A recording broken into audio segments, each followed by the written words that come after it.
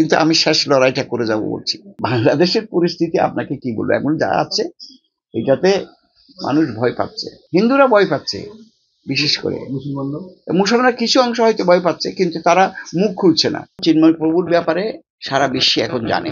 আগে তো চিন্ময় প্রভুকে কেউ চিনত না, আমাকেও কেউ চিনত না। এখন চিন্ময় প্রভু নির্যাতনের শিকার হয়েছে, শারীরিক এবং মানসিক।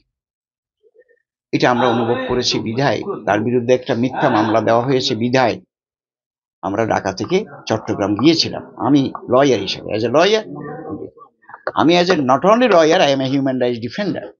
সেই হিসাবে আমার চিন্তা হবে মানুষকে উপকার করা, মানুষের পাশে থাকা করেছিলাম। কিন্তু ৭১ মুক্তিযুদ্ধে যেটা আমরা আশা করেছিলাম সেটা হয়নি।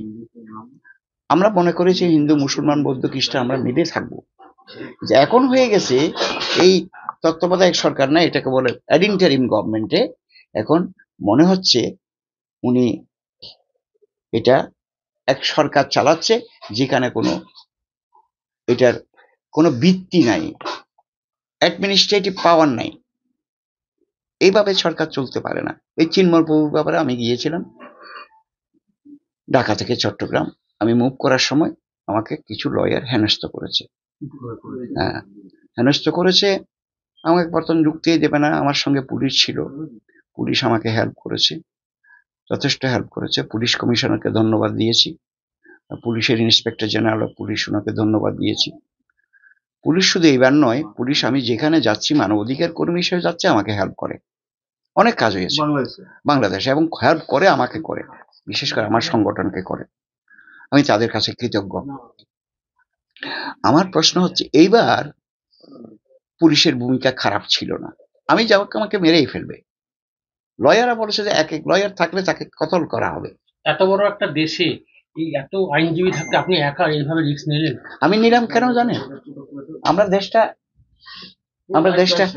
দেশটা স্বাধীন করেছিলাম, বুঝতে পেরেছেন? এই অনুভূতি আমার মধ্যে আছে। আমার কাছে কে আসবে কে যাবে সেটা আমার বড় কথা নয়। আমি মনে করেছি এটা আমার দেশ, এই দেশ আমি স্বাধীন করেছি, এটা আমার কর্তব্য। আমার একটা লোক নিগৃহীত হচ্ছে, তাকে বেআইনিভাবে জেলখানা রাখা হয়েছে, আমার ফাইট করা উচিত। ওখানে তো মামলা হয়ে গেছে লয়ারের বিরুদ্ধে, হিন্দু লয়ারের বিরুদ্ধে।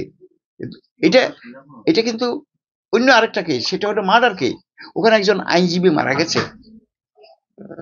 কার আঘাতে মারা গেছে সেটা বিচার না করে সে মুসলমান, সে বলছে সব হিন্দুরা ওকে মেরেছে।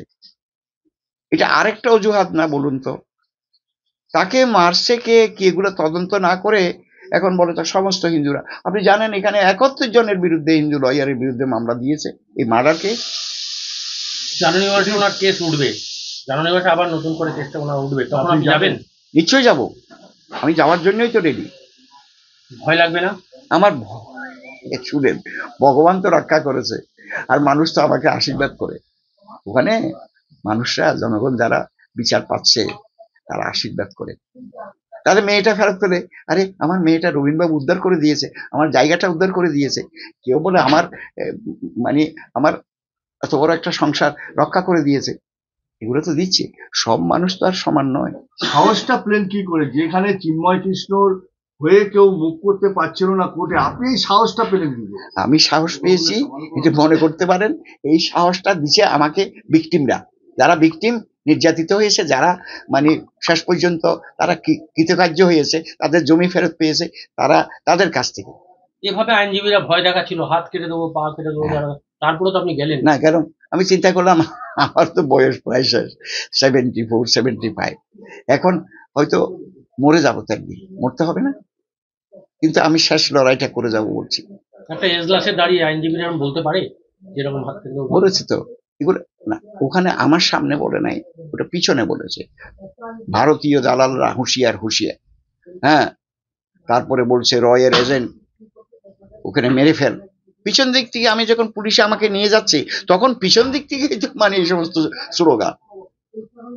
দীর্ঘদিন ওখানে আইনজীবী হিসেবে কাজ করেছেন, হঠাৎ করে বাংলাদেশের ওই ভারত বিদ্বেষী হওয়ার কারণটা কি মনে করছেন আপনি? এর পেছনে কোনো বিদেশি শক্তি আছে? আমার মনে হচ্ছে হয়তো থাকতে পারে, তবে আমার মনে হচ্ছে এই 71-এর এরা বলতে পারে নাই পাকিস্তানিরা, আর 71-এর কিছু শক্তি এখনো জীবিত আছে, তারা এখন জেলখানা থেকে অনেকে মুক্ত হয়ে গেছে। এই ইউনূস সরকার তাদেরকে মুক্ত করে দিয়েছে, জেল ভেঙে ফেলেছে। আর চিন্তা করা যায়, আপনি জেল ভেঙে চলে আসছে অনেকে, তারা আবার নতুন দেশ চাচ্ছে। এখন তো বিএনপি আবার নতুন করে দাবি করেছে যে কি ভোট তাড়াতাড়ি পরিস্থিতি হোক। বাংলাদেশে এখন, কি পরিস্থিতি? বাংলাদেশের পরিস্থিতি আপনাকে কি বলবো, এখন যা আছে এটাতে মানুষ ভয় পাচ্ছে।